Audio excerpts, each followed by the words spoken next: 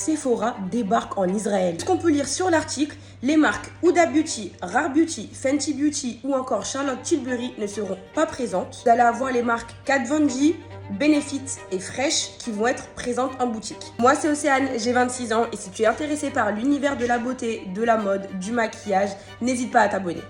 En tant que make-up artiste, forcément, je me sens concernée et c'est un sujet qui va m'intéresser, c'est pour ça aussi que je vous en parle.